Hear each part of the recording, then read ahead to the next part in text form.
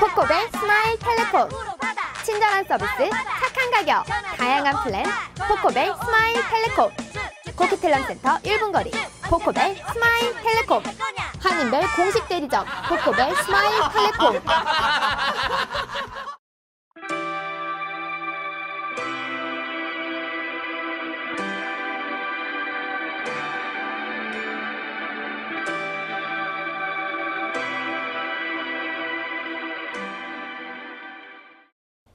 미국 정부의 도감청이 각국의 대통령이나 수상들에게만 이루어지는 것이 아니라고 합니다.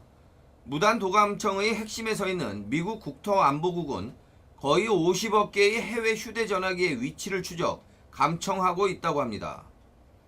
특히 외국에 거주하는 미국인의 위치와 네트워크망의 감청을 진행한다고 하니 캐나다에서 미국인과 주고받는 문자 메시지, 전화통화에서 폭탄이나 테러 관련 단어를 사용하면 미국 입국 시 주목인물이 될지도 모르겠습니다. 미 국토안보국 NSA는 거의 500억 개의 해외 휴대전화기 위치를 추적, 메일을 감청하고 있다고 워싱턴 포스트지가 보도했습니다.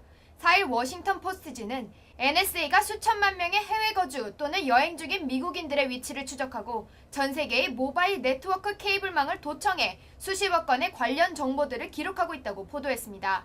이 정도의 데이터 수치는 실제로 도청 행위가 전 세계의 거의 모든 휴대전화 단말기를 대상으로 하고 있다는 것을 의미하며 휴대전화기 사용자의 관련 정보 대부분을 파악하고 현재 위치를 지도를 통해 추적하고 있음을 의미한다고 합니다.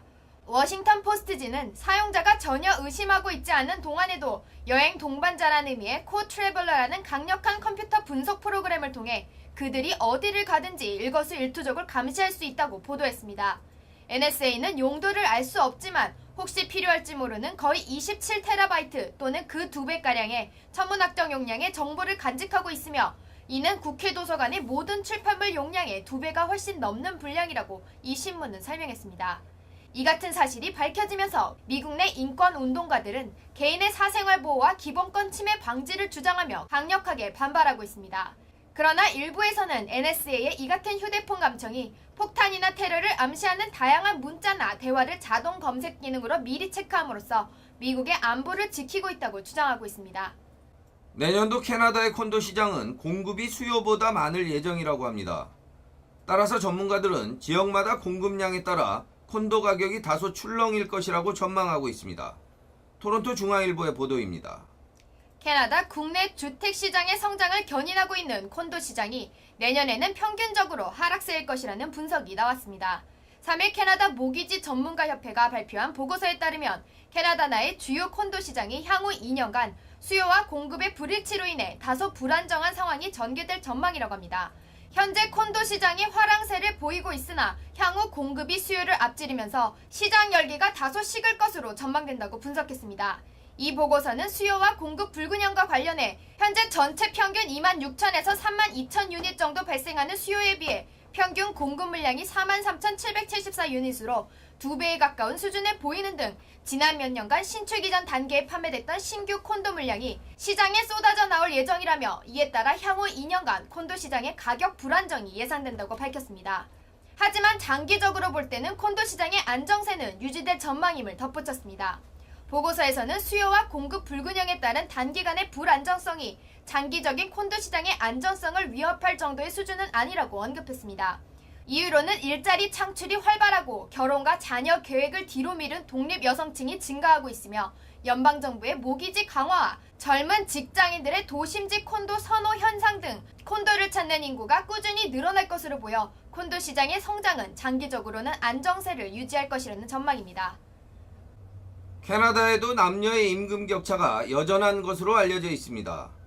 특히 석사학위 이상 고학력에서도 임금 격차가 현실이어서 이에 대한 고민이 필요한 것 같습니다. 토론토 중앙일보의 보도입니다. 최근 조사 결과 캐나다 국내 경영학 석사, MBA 소지 여성들이 남성 MBA 소지자들보다 훨씬 적은 연봉을 받으며 사회에 진출하는 것으로 밝혀졌습니다. 비영리기관 카탈리스트 캐나다가 최근 발표한 조사 결과에 따르면 MBA를 취득한 캐나다 여성들은 학교 졸업 후 첫 고용계약 시 남성 MBA 취득자보다 연간 $8,167의 적은 연봉으로부터 시작하는 것으로 밝혀졌습니다. 또 남성 MBA 졸업자들의 58%가 말단 하급 직원으로 시작하는 반면 여성 졸업자들의 경우 72%가 첫 직장을 말단직으로 시작하는 것으로 나타났습니다. 한편 경력을 쌓아나가는 과정에서도 남성들의 경우에는 국제적 경험을 쌓을 수 있는 업무가 맡겨지는 반면 여성들에게는 좀처럼 중요한 업무들이 맡겨지지 않는 것으로 밝혀졌습니다. 따라서 여성 MBA 졸업자들의 경우 남성에 비해 상대적으로 차등이 적은 공공 분야로 진출하는 확률이 높은 것으로 나타났습니다. 캐나다군에 입대한다는 자녀를 둔 한인 가정이 조금씩 늘어나는 것 같습니다.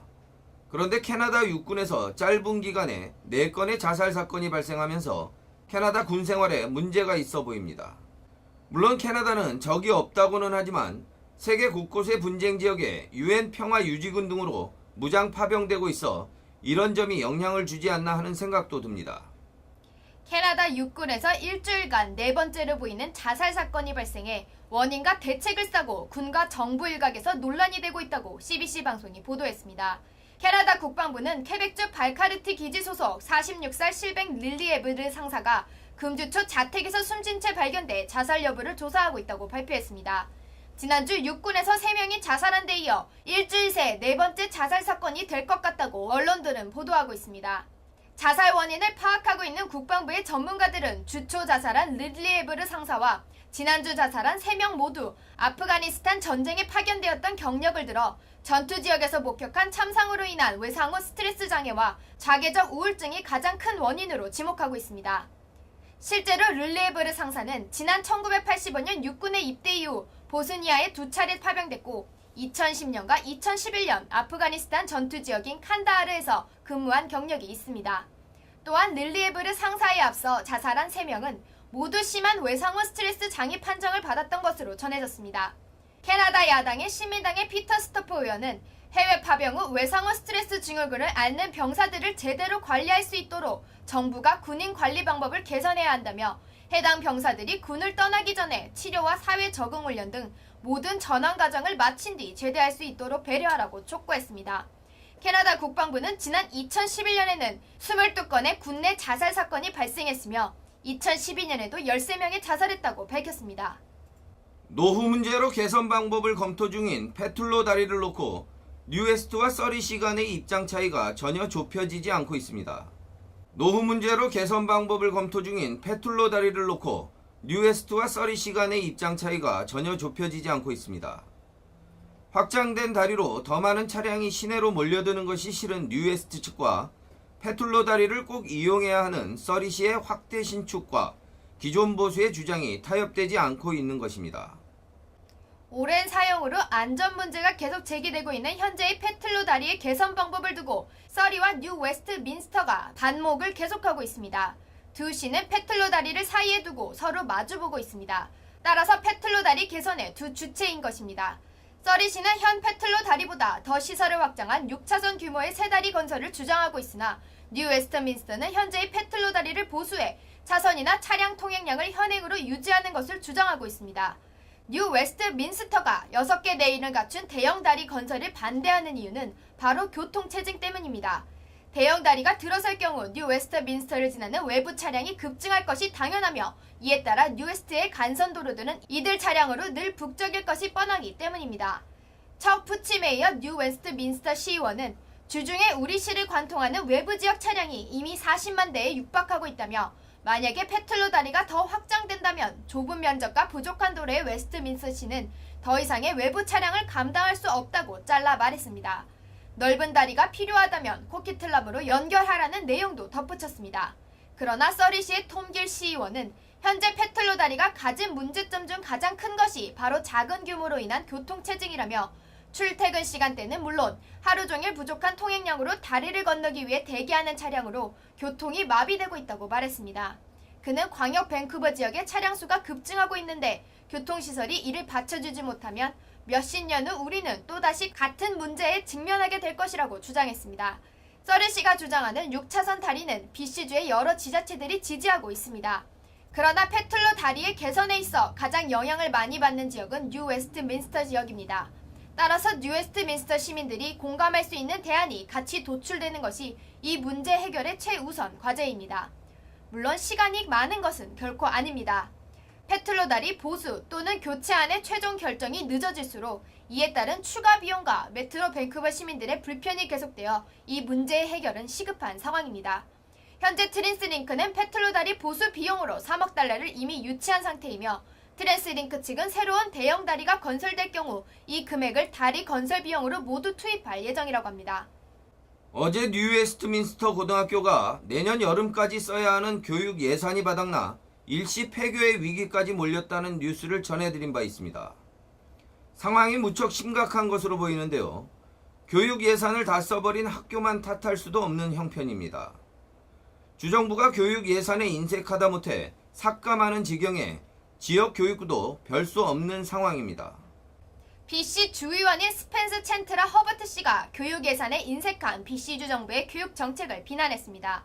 올해 5월 새로운 주정부가 출범한 후 시작된 가을 학기에 BC주 소속 교육청들은 예년보다 삭감된 예산을 받았다고 합니다. 그 영향으로 델타시는 학생들에게 무상으로 제공되던 통합버스 서비스를 절반 규모로 줄였으며 코키틀람에서는 50여 명의 교직원들이 일자리를 잃었습니다. 무엇보다도 심각한 상황에 처한 것은 재정 부족으로 인해 폐교 위기에 물린 뉴웨스트민스터 고등학교입니다. 이 학교는 2013년, 2014년 예산을 이미 모두 소진해 내년 여름까지 남은 금액이 약 6만 불 정도라고 합니다. 허버트 의원은 청소년들의 교육은 우리 사회의 미래에 대한 가장 큰 투자라며 BC주는 이미 캐나다에서 가장 높은 아동 빈곤율의 문제도 안고 있는데 여기에 교육 분야까지 흔들린다면 앞으로 더 심각한 결과로 우리에게 부메랑이 되어 돌아오게 될 것이라고 말했습니다.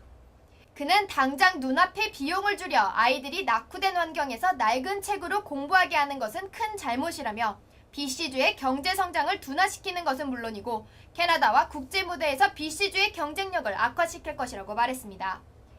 그는 우리의 잘못된 선택으로 다음 세대에 그 짐을 넘겨서는 안 된다고 강조했습니다. 현재 트랜스링크의 주요역에서 자유롭게 공연할 수 있는 팀이 34개라고 합니다. 혹시 이들의 공연을 보신 적이 있는지 모르겠습니다.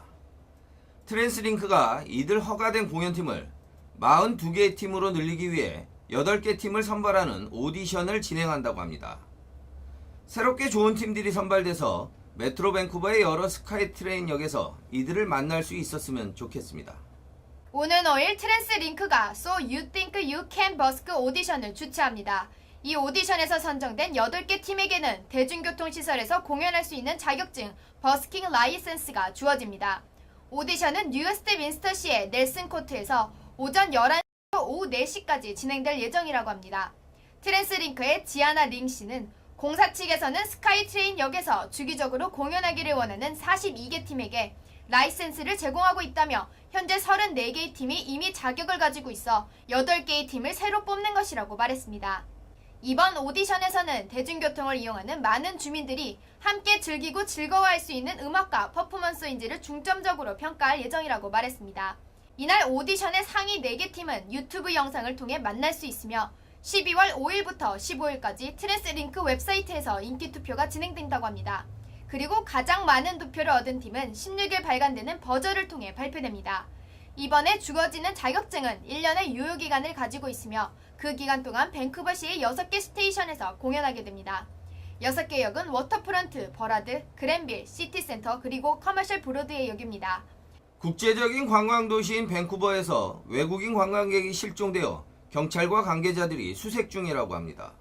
관광차 밴쿠버를 방문한 영국인 관광객이 일주일째 행방이 모연해 밴쿠버 경찰이 수색 중입니다. 만 22세의 토마스 빌링 씨는 지난 11월 25일 아침 9시경 이스트 브로드웨이 지역에서 목격된 것을 마지막으로 현재 행방이 모연한 상태입니다. 경찰은 그가 11월 말경 미국으로 넘어갈 계획을 가지고 있었으며 12월 7일에는 영국으로 돌아갈 예정이었음을 밝혔습니다. 영국에 있는 그의 가족과 접촉했으나 실종 후 가족에게도 연락한 적이 없다고 합니다. 경찰은 그가 하이킹에 관심을 보였으며 놀스셔 산악지대를 비롯해 광역 밴쿠버 지역의 여러 하이킹에 대해 이야기했다는 점을 들어 혹시 무전여행 중이 아닌지 점검하고 있다고 합니다. 경찰이 밝힌 빌링의 외모는 170cm의 신장에 72kg의 체구이며 짧은 금발머리에 파란색 눈을 가지고 있다고 합니다. 그는 실종 당시 검은 자켓과 회색 밀리터리 스타일 바지를 입고 있었으며 평소 토마스가 아닌 텀으로 불리우는 것으로 알려졌습니다. 캐나다 중앙은행이 기준금리를 연 1%로 동결했습니다. 캐나다 중앙은행은 4일 통화정책회의에서 기준금리를 현행 1%로 유지하겠다고 밝혔습니다. 지난 10월에 향후 당분간 기준금리 인상 논의를 완전히 중단하기로 선언했던 캐나다 중앙은행은 이번에 인플레이션 하락 위험이 더 커졌다며 가계의 불균형을 둘러싼 위험은 여전하고 인플레이션이 하락할 위험은 더 높아진 것으로 보인다고 밝혔습니다. 이에 따라 기준금리 인상 가능성을 염두에 둔 문구를 당분간 고려하지 않겠다며 출구 전략 가능성을 크게 낮췄던 캐나다 중앙은행은 부양 기조를 더 연장할 것으로 보입니다. 이번 발표문에는 오는 2015년 말쯤 캐나다 내 생산시설이 완전 가동률 수준을 회복하기 전까지 정책을 조정할 이유는 없을 것이라고 적시했습니다. 미국 시사주간 타임이 한류 스타 싸이의 젠틀맨을 올해 최고의 바이럴 뮤직비디오로 선정했습니다. 한류 그룹 소녀시대의 I Got a Boy는 2014년 올해의 노래 톱10 랭킹 중 5위에 뽑혔습니다. 이로써 싸이는 2년 연속 타임에 이름을 올린 가수가 됐습니다. 지난해는 강남 스타일로 타임이 발표한 올해의 노래 탑10 2위로 선정된 바 있습니다. 소녀시대는 아시아 가수로는 유일하게 올해의 노래 탑10에 이름을 걸었습니다.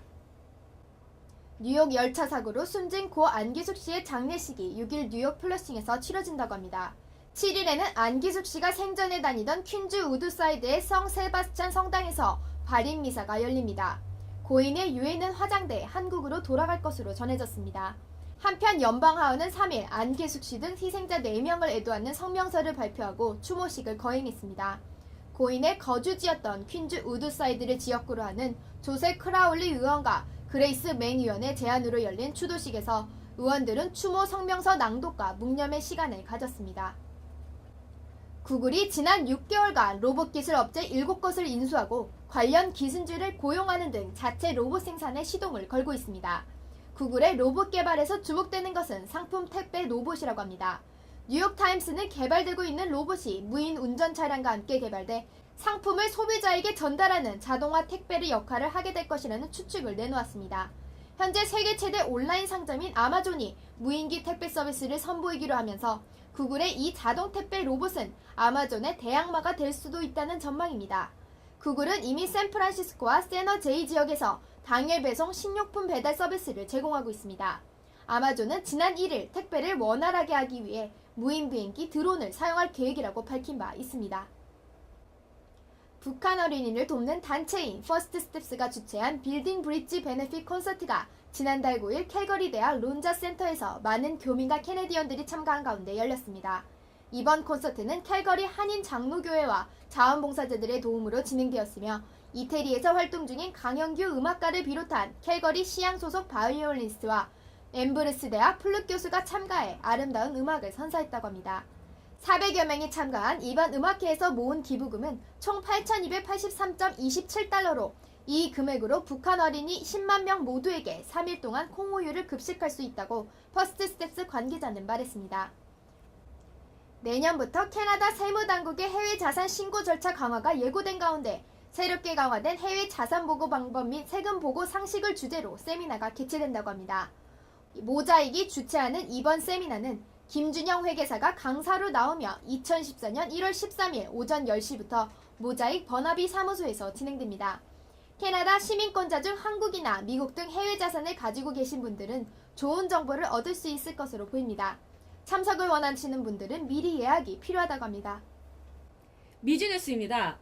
LA 한인타운 관할 올림픽 경찰서가 연말 커뮤니티 봉사활동의 일환으로 산타 신발 모으기를 하고 있다고 LA 중앙일보가 보도했습니다. 산타 신발 모으기 캠페인은 한인타운 내 저소득층 아동들을 위한 것으로 누구나 참여할 수 있다고 합니다. 올림픽 경찰서는 오는 11일까지 경찰서 앞에 비치한 수거함을 통해 신발을 모을 예정이라고 밝혔습니다. 경찰서는 지난해에도 같은 행사를 열어 600여 명의 아동에게 새 신발을 선물했다고 합니다. 하이디 스토클라인 씨는 이 행사의 목표는 1,500컬레라며 관할구역 내 LA 통합교육국 소속 학교들과 연계해 새 신발이 필요한 어린이들의 명단을 만들고 있다고 말했습니다. 아직 올림픽 경찰서 후원회를 제외한 다른 한인단체의 참여는 없는 상황이지만 새 신발을 받아 기뻐하는 아이들과 사주고 싶어도 살 형편이 못돼 눈물 지었던 그 부모들을 보면 행사의 소중함을 느끼게 된다고 덧붙였습니다.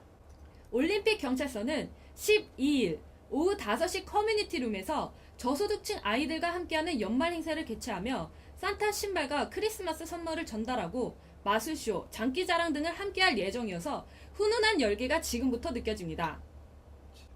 영국의 가디언지가 한국의 소주를 세계에서 가장 인기 있는 술이라고 극찬했다고 LA 중앙일보가 보도했습니다. 가디언지는 온라인판을 통해 소주, 세계에서 가장 인기 있는 술이라는 칼럼을 게재했습니다. 이 칼럼은 3일 현재 가장 많이 본 기사에 올라와 있습니다. 칼럼에 따르면 소주는 올해 가장 많이 팔린 증류주로 꼽히며 이 가운데 진로 소주는 세계적인 보드카 브랜드인 스미노프보다 3배 이상 많이 팔렸다고 전했습니다. 칼럼에서는 맥주를 좋아하는 이라면 반드시 소맥 제조법을 알아야 한다고 전하면서 맥주 70%에 소주 30%를 섞어 마시는 소맥이 가장 인기가 높다고 밝혔습니다. 가디언지는 한국의 슈퍼스타 싸이의 광고로 인해 소주 인기가 올라갔다고 부연했습니다. 미국 워싱턴 DC에서 열린 학술 토론회에서 독도 영유권과 관련해 한국 측 주장이 설득력이 훨씬 크다고 한 미국의 한국 문제 전문가의 발언을 뉴욕 중앙일보가 보도했습니다. 지난 2일 동북아 역사재단 주최로 조지 워싱턴 대학교에서 열린 카이로 선언 70주년을 기념한 국제학술 토론회에서 미국의 동아시아 문제 전문가인 레리 닉시 박사는 19세기 일본 정부 문건을 고려할 때 독도는 한국 땅이 분명하다며 자신은 다케시마 대신 독도 용어를 사용하겠다고 밝혔습니다. 닉시 박사는 일본이 노골적으로 독도 영유권 침탈 의도를 보이는 것에 대해 한국 주장이 일본보다 확실히 강하며 일본은 이 같은 사실을 분명히 인식해야 한다고 말했습니다. 그는 19세기 메이지 시대에 일본 정부에서 나온 문건들을 보면 많은 경우 독도가 한국 영토라고 밝히고 있으며 일본 주장대로라면 1905년 국제법에 따라 합법적으로 협상하고 조약을 맺어 독도를 사들였어야 했다고 지적했습니다. 그러나 일본은 그런 조약이나 협상을 제한하지 않고 일방적으로 자신의 영토에 편입했으므로 이는 정당하지 않다고 말했습니다. 이어서 볼티모어 대학 존 레니쇼트 교수도 일본 해 문제에 대해 1929년 국제수로회의에서 국제사회 지도에 일본해가 들어갔는데 전쟁이 끝난 이후 미국이 일본 지도를 그대로 받아들이면서 문제가 더 악화되었다고 밝혔습니다. 닉시 박사는 미국 의회조사국 연구원 출신으로 현재는 한미문제연구소에서 활동 중입니다. 예술을 위한 팁이라는 사인과 함께 거액의 팁을 받은 종업원들의 사연이 소개돼 화제가 되고 있다고 시카고 중앙일보가 보도했습니다. 4일 시카고 선타임즈에 따르면 지난 9월부터 시카고를 비롯한 중서부 지역뿐만 아니라 샌프란시스코 소재 식당 및 주점 종업원들이 예술을 위한 팁이라는 인스타그램 주소, 사인과 함께 최소 1,000달러에서 최대 1만 달러의 팁을 받았다고 합니다. 시카고 위커파크 소재 바운더리 버거 전문점 종업원은 373.36달러의 음식값과 함께 3,000달러의 팁을 받았다며 남성 4명이 함께 왔는데 다른 손님들과 똑같이 평범했다고 합니다. 일행은 팁이 너무 많다고 이야기하자 걱정 말고 받으라며 대신 비밀로 해줄 것을 부탁했다고 말했습니다. 계산서에 적힌 인스타그램 티스포 지저스 계정에는 그동안 지불한 거액의 팁이 적힌 계산서 사진이 모두 게재되어 있으며 주님의 일을 한다. 한 번에 팁이라고 적혀 있었습니다. 웃으면 행복해집니다. 코코벨 스마일 텔레콤. 친절한 서비스, 착한 가격, 다양한 플랜, 코코벨 스마일 텔레콤. 코키텔럼센터 1분 거리, 코코벨 스마일 텔레콤. 한인벨 공식 대리점, 코코벨 스마일 텔레콤.